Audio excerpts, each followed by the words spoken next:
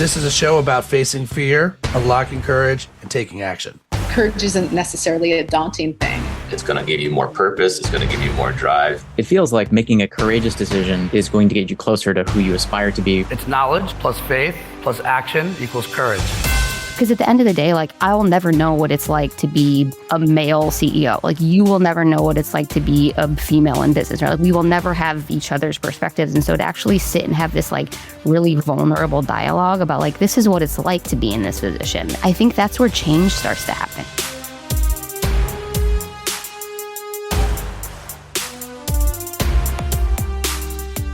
I am so excited for today because, let's see, gosh, we've done 220 some plus podcasts, and really just once a year, at least up to this point, I've been able to bring in my partners.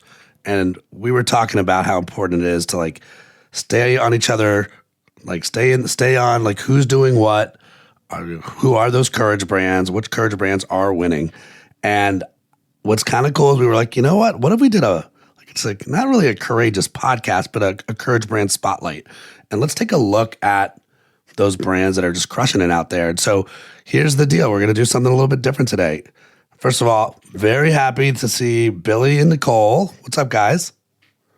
Hey, Ryan. All right, for those of you, for those people that don't know you two, why don't we do the order of courage, of knowledge, faith, and action? So Billy, 30 seconds on you. Sure. Billy Collins. I run the knowledge team here at Courageous and am a, as I say, recovering CPG marketing executive and help with understanding consumers and brands. I think you know me, Ryan Berman. I run what's called our faith building side of our business. And I'm Nicole Miller. I run the action team here at Courageous. I have a little background in kind of half of my life was agency side. The other half was in the sports marketing world, running marketing for the Padres here in San Diego.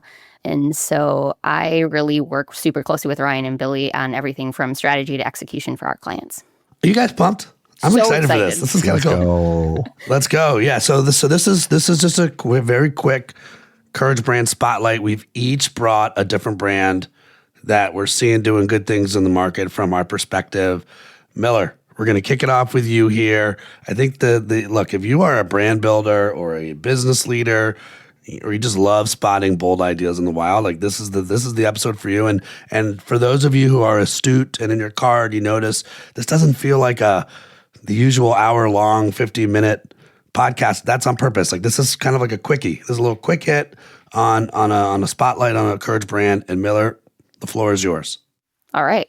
The brand I'm bringing to the table today, which you may or may not know, is the Female Quotient. And I picked the Female Quotient because they continue to impress me by everything that they're doing, and specifically that they are unwavering in their mission and what they're trying to accomplish. And I find with, in my experience and our experience, it's really hard thing for brands to do, and a lot of brands don't do that. And I guess I should back up to say, for people who might not know who the Female Quotient is, I mean, they, I think they've described themselves as an experiential media and advisory company that really, their whole goal is to have really interesting, hard, intentional conversations that drive action. And their whole goal is trying to kind of fuel progress on the equality front.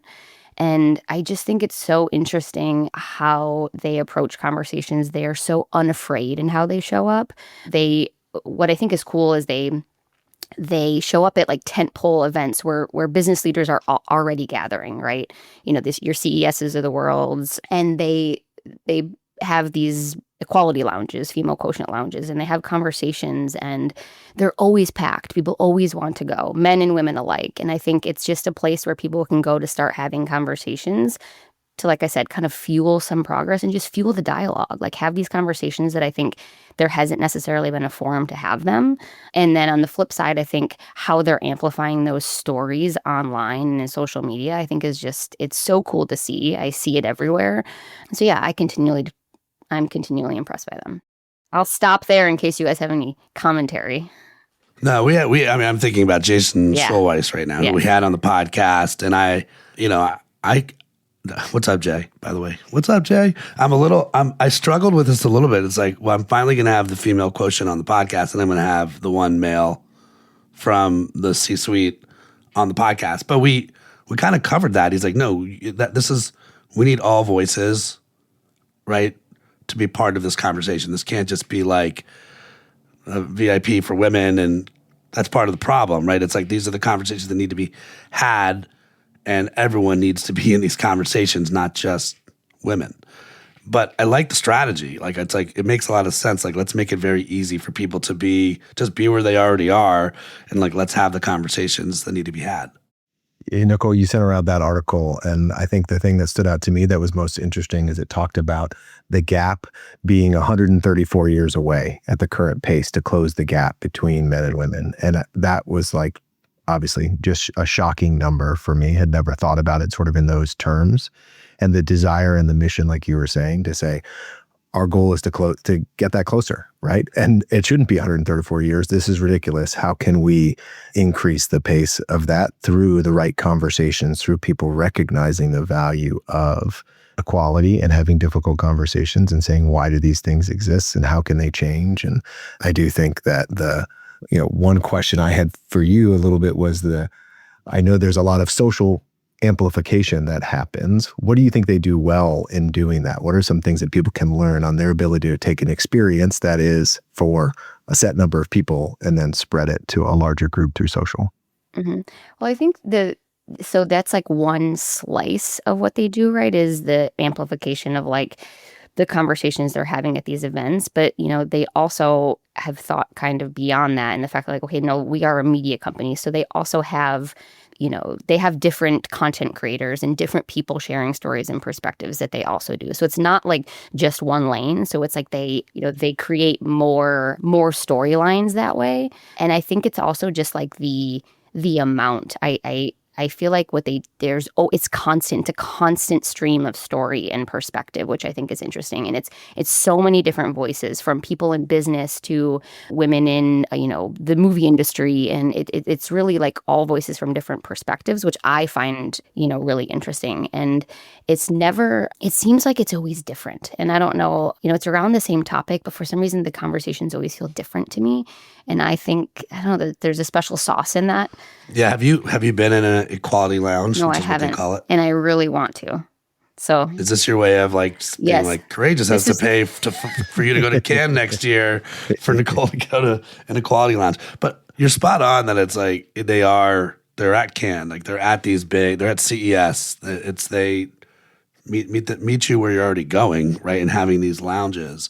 It would be cool to have Shelly Zalas, I believe that's the CEO and the founder, come on, and maybe we can work to get her on the show just to hear from her. Like, I'm curious, was she just wildly frustrated by navigating the world? Like, what's Billy, leave it to the knowledge gathering guy to pull out the one fact, right? What was it? What's the actual... What's that the is gap? 134 years is the gap between, at the current pace of closing the gap, the gender gap would last for another 134 years. I mean, short story is like she was a tech CEO and she was sick of being like the only in every room that she was in, right? And it was like, this is like enough of this, right? And I think that's the other interesting thing is like, you and this is kind of goes to equality beyond just this conversation or even other conversations. It's like you can't really have the conversation until you start like talking about like people's lived experience and their own experience. Like I think what might not seem like a big deal to somebody else is like, no, this is how it feels to be the only person in this room. And then when you actually start having that conversation, it's also like, because at the end of the day, like I'll never know what it's like to be a male CEO. Like you will never know what it's like to be a female in business, right? Like we will never have each other's perspectives. And so to actually sit and have this like really vulnerable dialogue about like, this is what it's like to be in this position. And I think that's where change starts to happen, right? I mean, there's so many parallels to what they do and what we do in our business, which I also think is really interesting, that like you kind of have to have that dialogue in order for there to be change, whether it be slow or long, right? Yeah, it reminds me of a convo I had with Nicole Ayers, who's Black woman, at General Mills, and she's like, I'm always like, it's like the only, like, oh, I feel like I'm always the only woman or one of the only women in the room, and she's not frustrated by it, but that this is her facts, and so yeah, appreciate the combo. It's like and it's actually a nice segue to another. I wouldn't know if the Female Quotient would say they're an experiential brand, because they are always at experiences. They're always at an act. It feels like, but a nice blend into Billy's brand. Yes, and that was part of the reason why I asked the question of them taking an experience and sharing it socially, because I do think there is some parallels. Again, much lighter topic. I'm going to talk about the Savannah Bananas. For those who don't know, the Savannah Bananas, their background came from someone being a minor league baseball team owner who said, hey, how do I get more people to come here? Maybe I should reinvent the entire experience. And I say experience because it's not just about the game of baseball, but they changed and created their own rules for the game of baseball called Banana Ball. And that's what they play. They now tour the country. They're filling out Major League Baseball stadiums. They've moved from Savannah, Georgia to being able to be, I would say, a national sensation. And I thought about when we were thinking about brands that are doing things that are admirable and cool and et cetera, it's this balance of brand and product and experience.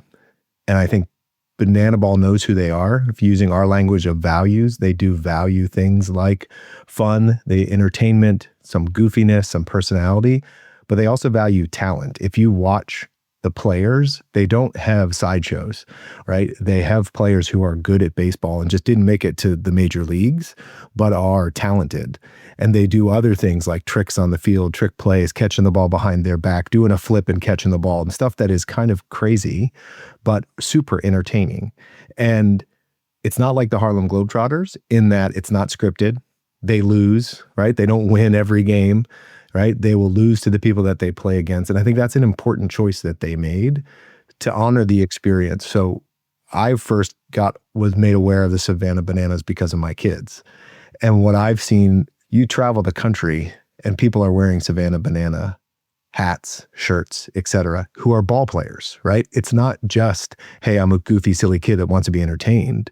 It's I'm a baseball player and someone I admire are what they can do in Savannah Bananas. And a lot of it has been their social and what they've done to bring kids in, to bring people in, to have viral views of these videos of people making ridiculous plays. But they're on SportsCenter's top 10 because of a great play, not because of a dance move. They're on TikTok because of a crazy dance move that they then use and integrate. And so the other thing that I think is really admirable is they value personalities. And so each player has a different character and a different personality that is authentic to who that person is, right? Someone's wearing a cowboy hat, right? Someone's got his sleeves cut off. Someone's got a race car helmet when he's stealing bases. They allow for people to be themselves and be creative in that. And I don't think they are, there's an article I read in the Wall Street Journal. The founder talks about who he gains inspiration from. And he doesn't gain inspiration from sports leagues. He gains inspirations from the likes of Apple, from the likes of, creative Cirque du Soleil, et cetera. And it reminded me of a business school class that I took that talked about blue ocean innovation and how Cirque du Soleil was hey, the circus is boring. Maybe we could make the circus not boring. And that's what Cirque du Soleil is. Savannah Bananas are the same story. Baseball can be boring. Let's make it not boring. Let's have a time limit. Let's have a pitch clock. Walks don't matter.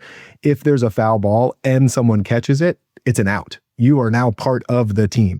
Things like that, choices that they made there, I think are just super smart so that the experience is entertaining. They amplify it through social. People want to be aligned to who the brand is. So that's why I think they're doing a lot of really cool stuff.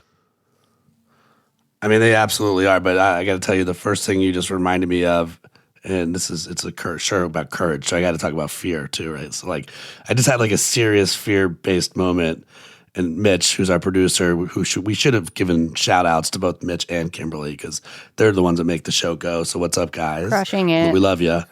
But when you just talked about the circus and Cirque du Soleil, I think you know this, that we used to work with Ringling Brothers. So the actual greatest showman on earth is he's a 5'4" Jewish man from Maryland named Kenneth Feld. Feld family owns the circus. So he's probably not going to love this part of it. One of my biggest failures ever as a creative was I could not convince Kenneth Feld to change up what he showed in his commercials. And so I'm like, Kenneth, like you have a mile-long train that rolls into someone's town with yoga, with contortionists and like, it's Hollywood writers. And yet It's still not just elephants and clowns and And he's like, where are the elephants? Where are the tigers? Where are the clowns? I'm like, if you played Super Password with America and you're like, circus, the clowns, this is what you would say. It was one of the biggest flops for me. I could not convince him to be like, let's show the mile-long train. Let's show the Hollywood writers. So again, I'm sure this is going to get back to me if they're listening to this now, but so be it. So I love what Jesse Cole has done with this. And by the way, if you don't know Jesse Cole, in the spirit of sensorializing, I'm not sure if that's a word, saying sensorial, he wears like a banana yellow. oh yeah, he has 6 yellow suits. Fully on brand every time.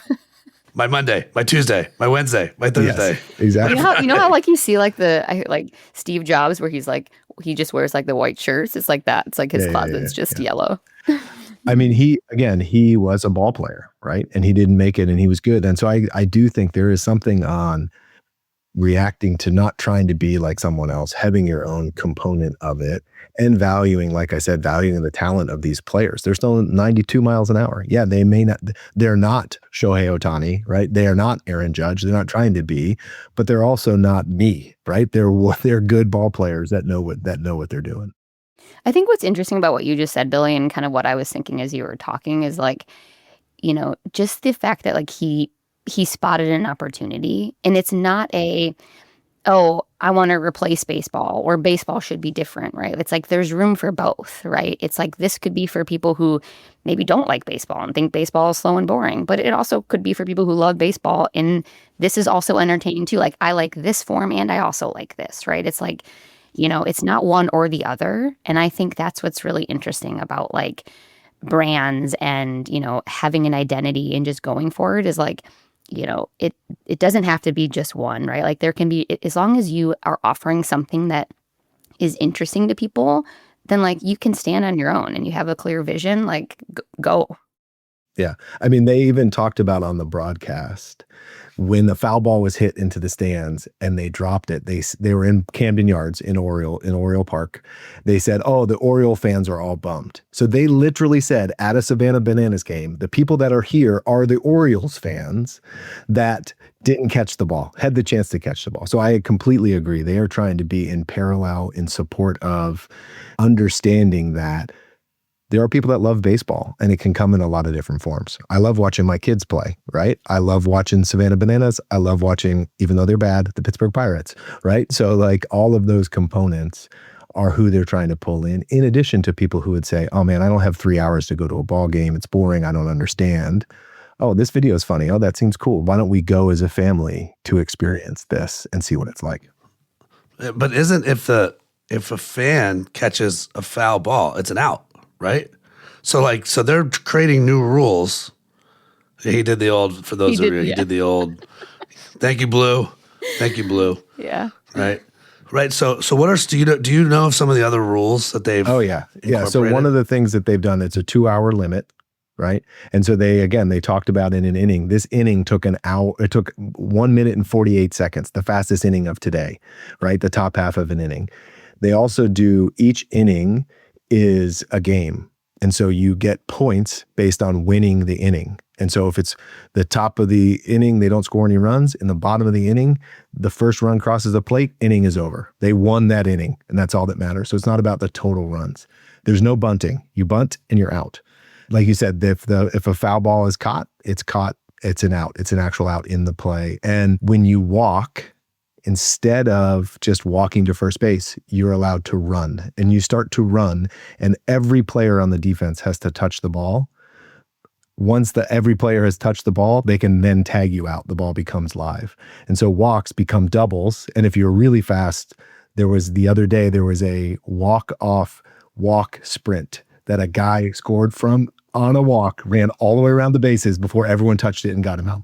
That's crazy. Like that's kind of stuff is just creating moments of fun, realizing that there are things and elements of what don't people like about baseball. They don't like walks. They don't like bunts, right? They don't like foul balls, whatever. They don't pay attention when a foul ball is hit. So being able to sort of hit on those moments and bring in some of their personality as a banana ball is what's fun. I was going to say, one of the other things I really liked too was just their focus on fans and how fan-centric and fan-first they are. And one of the examples was like in their ticket pricing is like their tickets were, $35 and like that's it. It's $35. There's no other fees. Like that's what it is. And I think Jesse was like, I don't want $1 billion. I want 1 billion fans. And this is one of those things I can do that's like easy for us to do. Yeah, maybe I'm not making a bunch of money, but like it puts the fans first. I mean, we all know all the stuff around ticketing. No one likes all the fees. No one's like,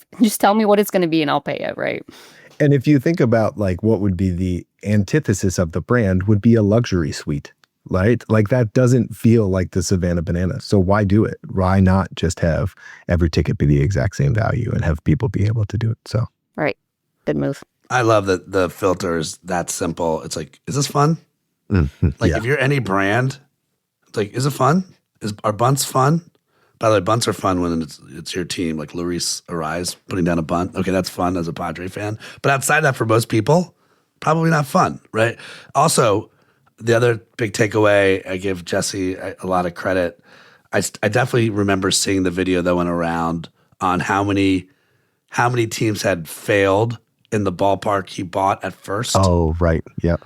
Right? And it was not small. Like, it was just like constant failures.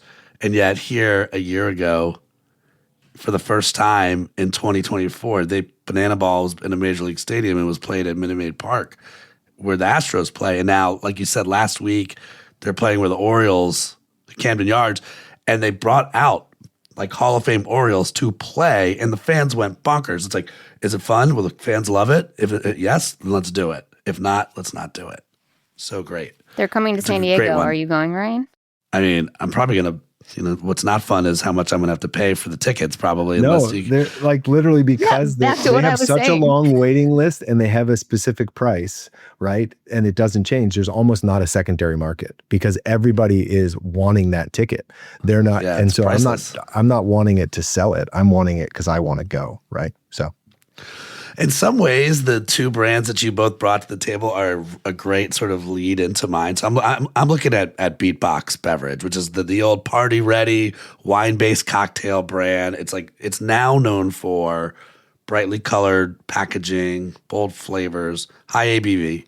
I probably would not have known about this if it wasn't for my time with New Belgium. So like they had showed it as a case study, and I was just like floored by this brand, which has been around since 2011, which I had no idea. That surprises me. Right? And like they basically first came onto the market by, not surprising, Shark Tank. So we'll talk about launching brands there. That's another courage brand, Shark Tank in itself. That maybe one of us picked that for another time. So in 2014, BeatBox goes on Shark Tank. They know that they've got something here as a market. It's not by the way, back then it wasn't like small packaging. It was just like, it's a party. It's a party. Bring all the wine and off we go. And Cuban was all over it. I think he made a $1 million investment for a third of the business. And right there, sales jumped from maybe $250,000 to $750,000 in a year. And they think they're on their way. And they know they need distribution. And it takes a few years. They get into Walmart and they go in with a 5-liter format. And it just bombs. Like, it's too big. It's too pricey. It just, sales stalls. And you think about most brands in that moment, and it's like, well, let's pack it up and take our wine home and game over. But they don't do that. They continue to stay curious. They continue to like be gritty, and they end up pivoting. And they in 2018 to 2023 they shift into the single serve cartons of BeatBox, and they move into beer distribution networks. So think about how hard that is. Now they're in small store. They are locked in on festivals. They're locked in on college marketing, which is fueling brand awareness. And at the end of 23, they get like breakthrough year, crack 100 million in sales, valuation climbs. And just this year in March, it's almost like the perfect person. You've got Cuban first, but then Shaq gets a hold of it. And it's like, again, you think Who's about been on like, Shark Tank, by the way. Did you know that? Shaq's been on Shark Tank. I did not know that. He's now, he which is excellent because he is a businessman beyond entertainer, et cetera. Anyway. And so Shaq gets involved and invests in this, and they actually together co-brand Blueberry Lemonade as a flavor launch. And now that's awesome. You've got this collab with the star athlete. It's 11.1 alcohol by volume. It's not a small. If you want to buzz, again, we're gonna be over 21, folks. But like, love what they're doing. If you've seen their packaging, it's like also for Shaq being as big as he is to be holding this little product is kind of funny too. But that they've really like come a long way in the 12 years of launch. To me, one thing that's interesting that I did a little digging when you said you were going to talk about this brand, was there affiliate marketing? You mentioned it a little bit on like the college ambassadors and this piece. And there is a little bit of an element of like, could you get college kids to give them free alcohol and they would take it places? Yes, of course they would. Like, shocker. But, the reality is it needs to be good. It needs to be something they identify with. It needs to be a brand that they're excited to use, right? If like who was that old wine cooler brand? Do you remember the old wine cooler brand? Bartle and James? Bartle and James. I was like, Franzia? Not Ernst and Young. No, Franzia. No, Bartles and James. Like right now, if Bartles and James was like, we have a comeback, let's get this in the hands of a bunch of college students, it wouldn't have worked, right? You needed a brand like the BeatBox to be able to stand out, to be able to be one that they were like, oh yeah, I'm going to rock this. And it also reminded me a little bit of Liquid Death and what Liquid Death has done in terms of you're at a festival, you're at a concert, and you want something in your hand that says something about you.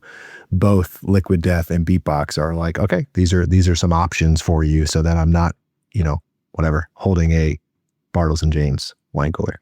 One thing I think is interesting is, I feel like I just, maybe in the past year, so like your story of how they've kind of evolved really helped. I feel like it's only been maybe the last year that I think I've seen them on shelves a little bit. And what's interesting, what's caught my attention was just the packaging. I didn't really look much further, but like their packaging stands out. And like, I don't know if you guys, like if you go to the cooler section at a liquor store or grocery store, like the amount of beer brands and like ready to drink cocktails, it is enormous. You can just walk and there's, so like to me it's sometimes it's like the packaging can like really make you stand out, and those like super crowded shelves, like the space is getting really interesting. So I think it'll be interesting to see how like that really continues to potentially help them too. Awesome too that like you got to do the work, like see how you're going to pop in with everything else. And when you're not there to defend that packaging, it's got what it takes now. It is, I believe it's the number one ready to drink alcohol brand in convenience stores. Over 300 million in sales last year. Shout out, it's a B Corp, so that's pretty cool. They are a B Corp. And this year they launched Mystic Grape, which is like the new flavor to the lineup. So very, very cool what they've been able to do with Shaq, and not just Shaq, but all together. I'd be curious. They have merch as well. I'm very curious, like how that does. I would also expect that, if you're an ambassador, you're getting whatever, the hat, the shirt, the, hoodie, the whatever, right? Like, does that play well? Is that something? I have not been to many music festivals with this Target demo. Shocker to the two of you, I know. But I'm curious to see, is that, is this out in the wild? Is it something that people are like, oh, I want that piece of merch as well? Because that's, again, where you can further extend the brand and be one where there is a bit of a badge to it. I don't think that's a throwaway. Actually, I think the theme with all three brands, like you said, like you go to a city, you see someone wearing a Savannah Bananas shirt. You could see someone wearing a Female Quotient sweatshirt. You could see someone wearing BeatBox, right, as a hat or something. Like I feel like that is, if you are a brand, what's nice about all three of these that are being spotlighted this week is they're more than just what they're selling, right? They're all activations. They're all experiential. The vessels of where they show up, right, are not just the business they're in. They're it says so much more about the brands that they've been able to extend beyond core product. And I think related to that, they're focused on a couple of key choices on what they want to be. I think that is a link between the three. This is what we are and this is what we stand for, instead of trying to be for everyone, right? Plenty of people don't want to go to Savannah Bananas. Plenty of people don't want to go to BeatBox, right? There are people that are opposed to the Female Quotient, right? Like, okay, fine. We're going to still be us. We're still going to be our thing and stand for what we believe matters. I mean, look, we're right over a 30-minute mark. Awesome for our first spotlight. If you're listening to this and you're running a brand, take a pause, take a step back. I mean, each of the three are like, what is the conversation we should be having that we're not doing a good job having? 2, hey, do we have a clear filter? Like for Savannah Bananas, it's like, is this fun? Yes or no? Let's do it. BeatBox, hey, there's going to be moments where you're stuck or you're scared or there's a speed bump that you're dealing with. Like, do you have it with your team to pivot, to keep looking, to keep going? An awesome way to start this, guys. Appreciate the brands you brought. Folks, until next time, stay brave, stay bold, keep leading with courage. We appreciate you. Thanks for tuning in to this episode of the Courageous Podcast. If you enjoy the show, don't forget to rate and review us on Apple Podcasts so more people can find us. See you again next week.